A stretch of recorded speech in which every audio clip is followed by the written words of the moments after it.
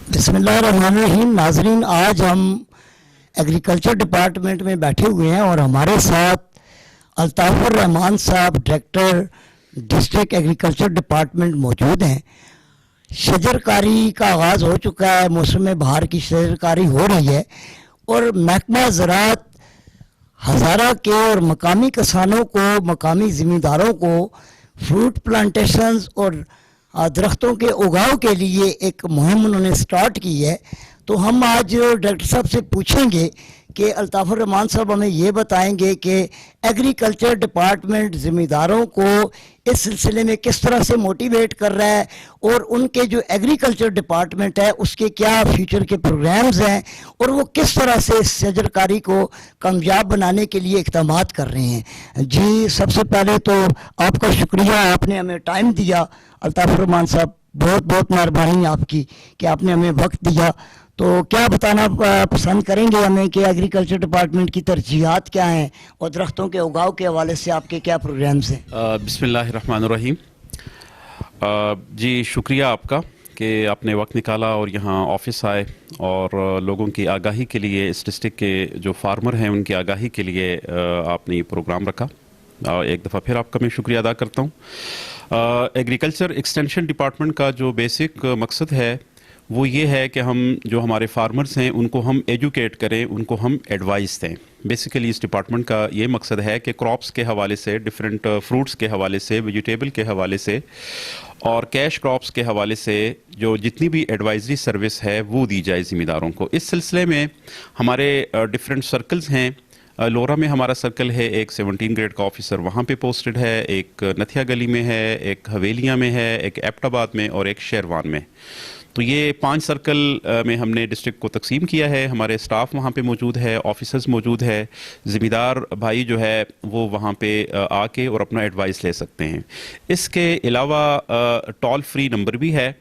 हमारा ज़मींदार जो है वो अपने घर बैठे बग़ैर किसी चार्जेस के वो फ़ोन पे अपनी एडवाइस जो है वो ले सकते हैं और सुबह 9 से शाम तक वो अपनी एडवाइस जो है वो ले सकते हैं। एक्सपर्ट उस पर बैठे हुए हैं। अगर वहाँ पे प्रॉपर एडवाइस नहीं मिलती तो वो कॉल डाइवर्ट हो जाती है हमारे डिस्ट्रिक्ट की तरफ और यहाँ से फिर उनको एडवाइस जो है या उनका जो भी प्रॉब्लम है उसको हम रिज़ॉल्व किया जाता है। ये मैकेनिज़्म है। अच्छा, इसके अलावा डिफरेंट हमारे प्रोग्राम्स हैं। फार्म सर्विस सेंटर हमारे पास 2 हैं, वहाँ से भी फार्मर मुस्तफ़ीद होते हैं। फार्मर को जो है वो कंट्रोल रेट पे सीड, फर्टिलाइज़र, मशीनरी, ये सारी चीज़ें जो है वो दी जाती हैं। इसके अलावा ज़मींदारों की सहूलत के लिए हमने एक सॉइल टेस्टिंग लैब भी हमारे मॉडल फार्म सर्विसेज सेंटर पे अवेलेबल है।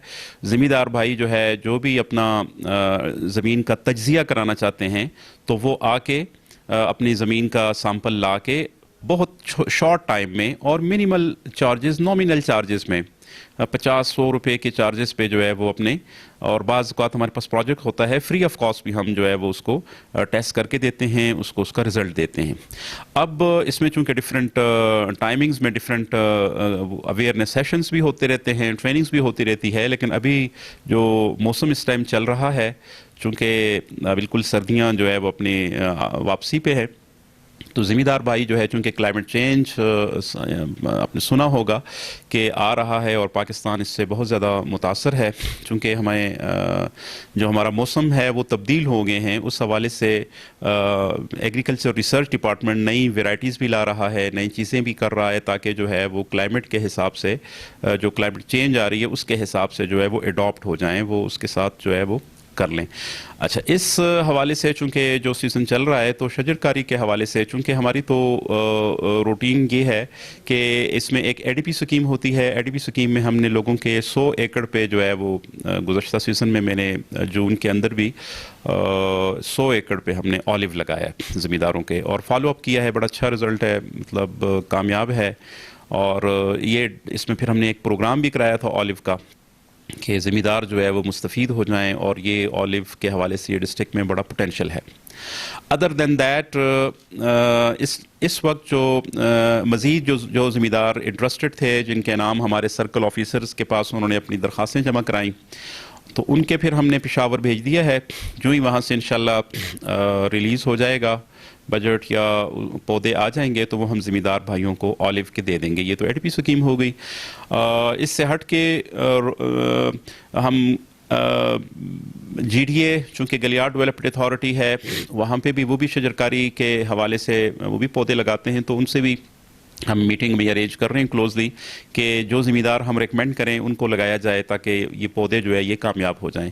इसके साथ साथ फॉरेस्ट डिपार्टमेंट से भी हम क्लोज इन कांटेक्ट हैं। उनके पास फॉरेस्ट ट्रीज़ के साथ साथ जो है भी फ्रूट प्लांट्स हैं, तो बाज़ अगर ज़िम्मेदार जो फॉरेस्ट ट्री लगाना चाहते हैं और इसमें साथ जो है कोई फ्रूट प्लांट की तरफ भी मोटिवेट हैं, तो वो भी हम रिकमेंड कर रहे हैं जिनको, तो वो भी भेज रहे हैं।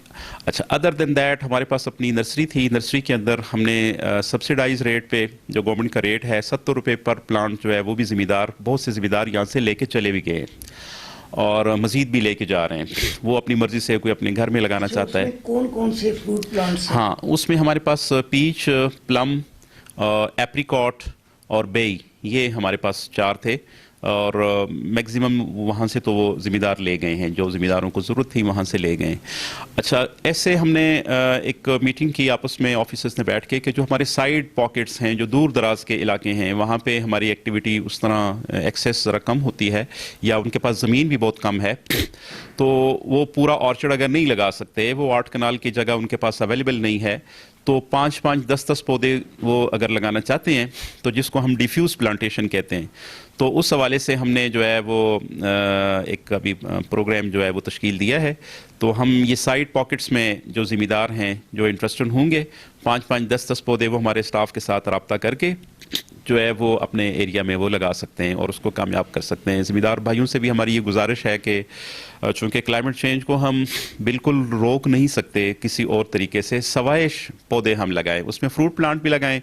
जो नीचे का एरिया है वहाँ पे फ्रूट प्लांट लगाएं, जो बहुत ऊपर का एरिया है वहाँ पे जंगल के पौधे आप लोग लगाएं। ख़ुसूसन जो हमारे हिली एरिया है, जो पहाड़ी एरिया है, वहाँ पे अखरोट बहुत कामयाब है, नाशपाती कामयाब है, ठीक है।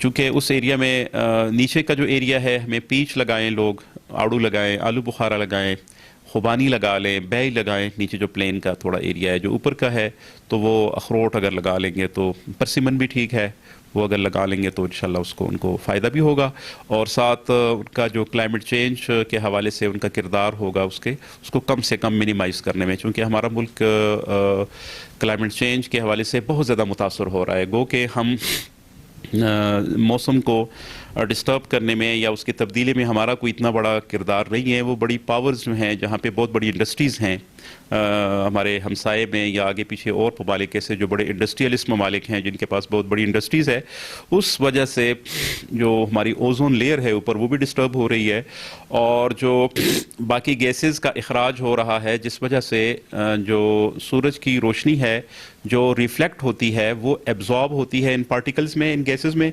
और उस वजह से वो मौसम जो है वो हमारा उसमें तब्दीली आती है और मौसम बहुत गर्म रहता है। जब मौसम गर्म रहेगा तो हमारी बहुत सी क्रॉप्स, मैं 2-3 मेरी ज़िम्मेदारों के साथ ट्रेनिंग थी और मुझे बड़ा हैरानगी हुई कि ज़िम्मेदारों ने एक लंबी लिस्ट बताई कि ये क्रॉप्स जो है वो पुराने वक्तों में यहाँ पे ये फ़लानी दालें भी होती थी और फ़लानी चीज़ें होती थी, कॉटन भी होता था और ऐसे शुगर केन का बताया और काफ़ी क्रॉप्स का बताया, लेकिन वो अब हमसे निकल गई हैं। वो इसलिए ऐसे हमें ऊपर के एरिया में मैंने विज़िट किया है, जो पहले यहाँ पे एप्पल होता था बहुत अच्छा, वो अब नहीं रहा, क्योंकि एप्पल को चिलिंग रिक्वायरमेंट की ज़रूरत होती है, तो वो चिलिंग रिक्वायरमेंट उसकी पूरी नहीं हो रही, जो उसको ठंड पड़नी होती है सर्दी में, तो वो नहीं हो रही, जिस वजह से जो है वो भी हमसे आहिस्ता आहिस्ता निकल रहा है। तो हमने वक्त के साथ और अपने क्लाइमेट को, अपने मौसम को, आबो हवा के साथ चलना है। हमारे पास ऐसी वैरायटीज़ गंदम की भी हैं जो क्लाइमेट चेंज के हवाले से बहुत अच्छी, जैसे शाहकार वैरायटी है, और भी कुछ वैरायटी हैं जो रेजिस्टेंस हैं, जो ड्राउट रेजिस्टेंस है, मतलब जो खुश्क साली में भी आपको बहुत अच्छा रिजल्ट दे सकती हैं।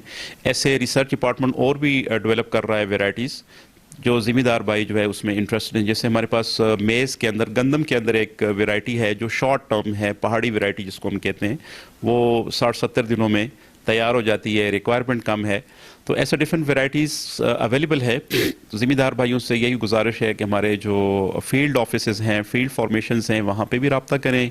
डिस्ट्रिक्ट में भी रब्ता कर सकते हैं, हमारे model farm service centre missile Chowk में है, वहाँ पे भी आ सकते हैं।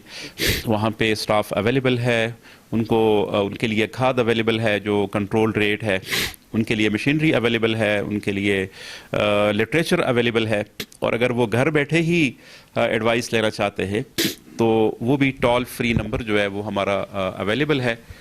सर आप टोल फ्री नंबर भी बता दें अगर लोगों को आसानी रहेगी कि लोग इन्फॉर्मेशन लेना चाहें। हाँ, ये हमारा डिस्ट्रिक्ट चूँकि इसकी टोपोग्राफी ऐसी है, हिली एरिया है, बहुत दूर दूर लोग आबाद हैं, बाज़ जगह पे एक्सेस नहीं है रोड्स का, और या कोई पब्लिक ट्रांसपोर्ट उतना अवेलेबल नहीं होती, लोगों का फ्रीक्वेंट विज़िट जो है वो भी मुमकिन नहीं होता।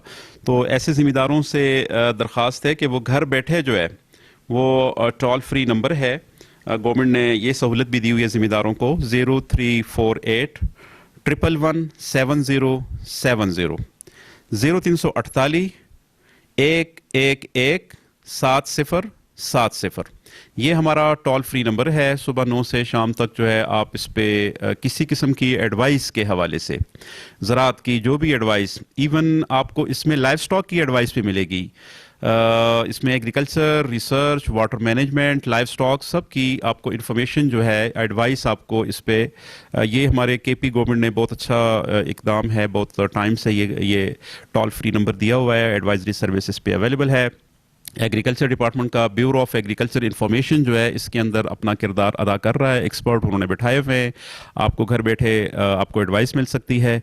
और फ़र्ज़ करें आपको घर बैठे ये एडवाइस वो नहीं दे पा रहे तो वो डिस्ट्रिक्ट को कॉल आपकी डाइवर्ट कर देंगे, आपको इस पे चार्जेस भी नहीं देने पड़ेंगे, और मुतलका डिस्ट्रिक्ट में जो भी अफसर होगा उस पर उसको कॉल आएगी और वो आपसे रब्ता करेंगे और आपके मसले को जो है वो हल करने के अंदर कोशिश करेंगे कि जितनी जल्दी मुमकिन हो सके वो आपके जो प्रॉब्लम है, आपको जो एडवाइस देनी है, आपकी जो रिक्वायरमेंट है, उसको पूरा किया जा सके।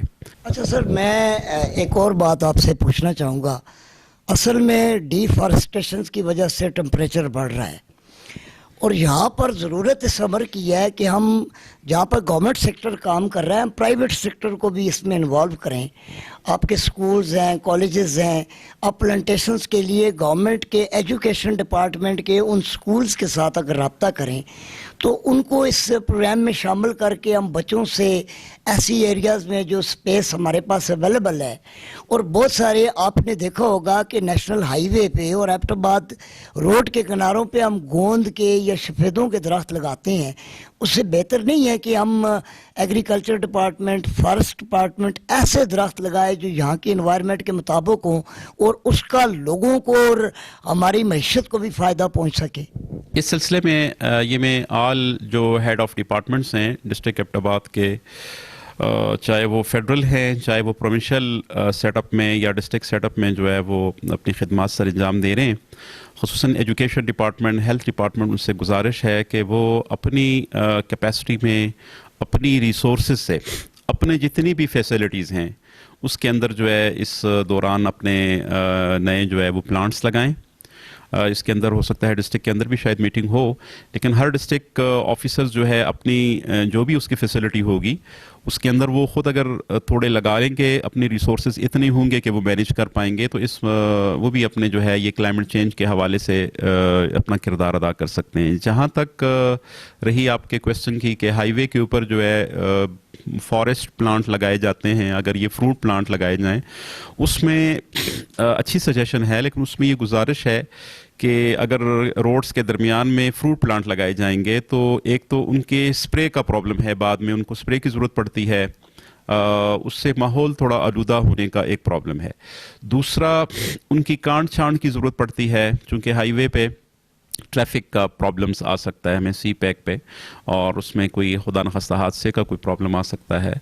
ऐसे वहाँ पे इसलिए रिकमेंडेशन उस तरह नहीं दी जाती कि उनके फिर चूँकि ये फ्रूट प्लांट, इनकी केयर भी बहुत ज़्यादा ज़रूरत होती है, और फिर उनकी फ्रूट्स की पिकिंग के लिए भी हो सकता है जो पैसेंजर्स हैं या जो लोग ड्राइव कर रहे हैं तो गाड़ियाँ खड़ी होंगी, फिर पिकिंग करेंगे तो फिर उससे मसाइल पैदा होंगे।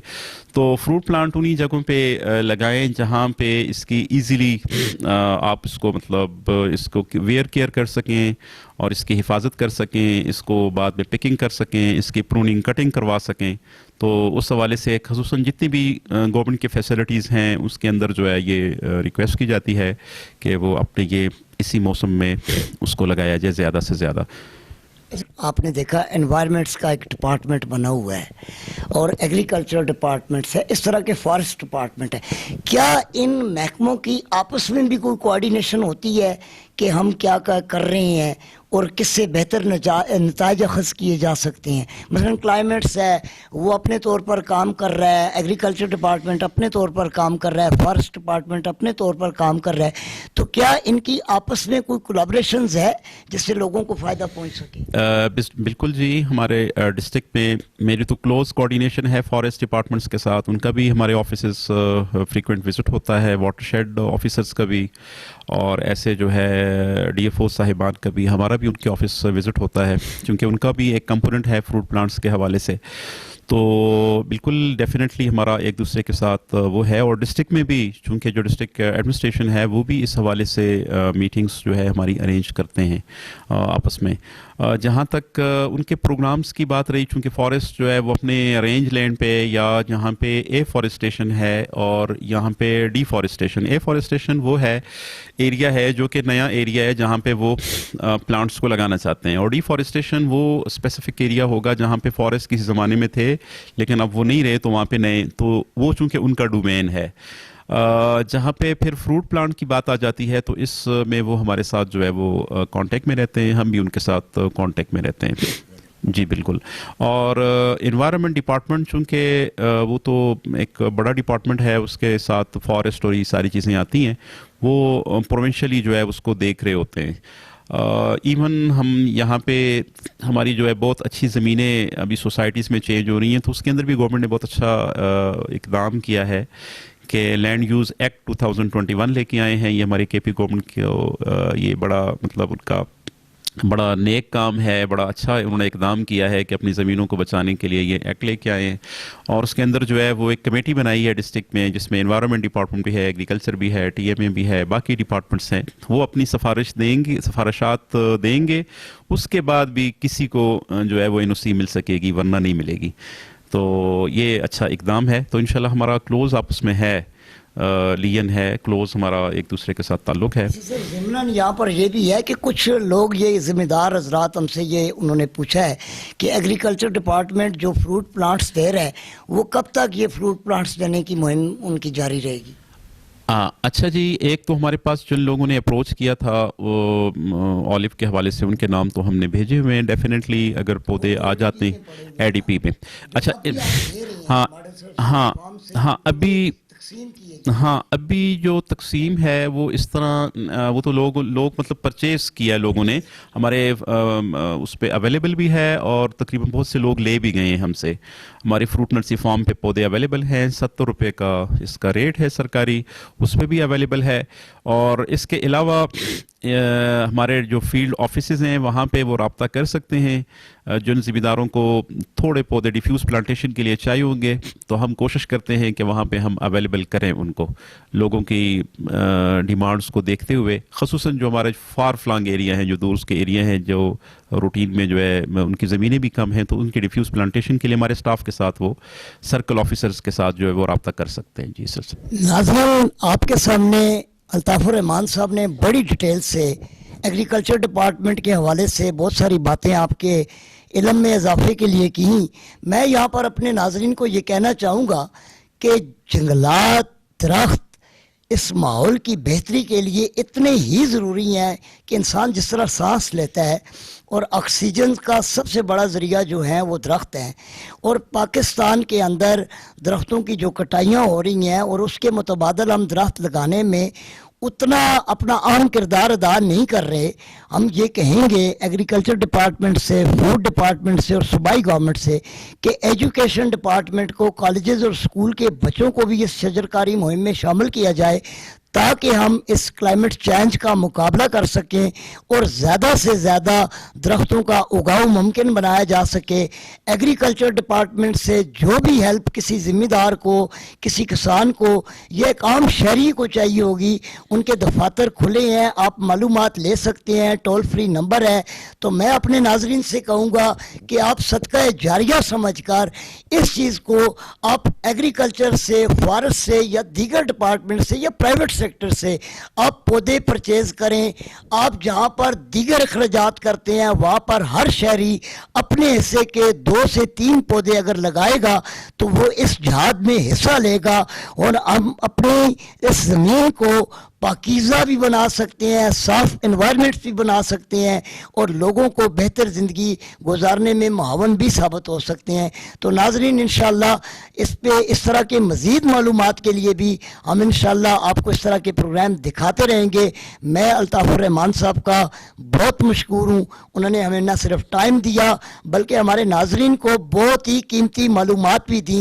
और जब ऐसे ऑफिसर्स जो यहाँ इस धरती से तल्लक रखते हों और उनकी कोशिशों की वजह से एबटाबाद के अंदर एग्रीकल्चर की प्रमोशंस के लिए बहुत आम काम हो रहे हैं, हम सूबाई हुकूमत को भी खराज तहसीन पेश करते हैं कि उन्होंने यहाँ के लोगों की ज़िंदगियों में बेहतरी लाने के लिए जो इक़दामात किए हैं वो मज़ीद इसमें बेहतरी लाएंगे।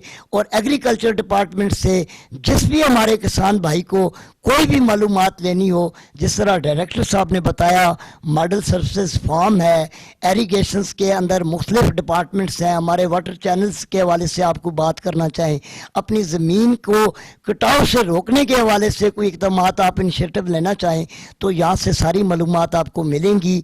न सिर्फ आपको गाइड किया जाएगा बल्कि भरपूर तरीके से आपको फैसिलिटेट भी किया जाएगा। मैं अपनी कैमरामैन बशारत अवान साहब हमारे कैमरामैन हैं, उनके साथ आपसे इजाज़त चाहूँगा। इंशाअल्लाह फिर मिलेंगे। अस्सलाम वालेकुम।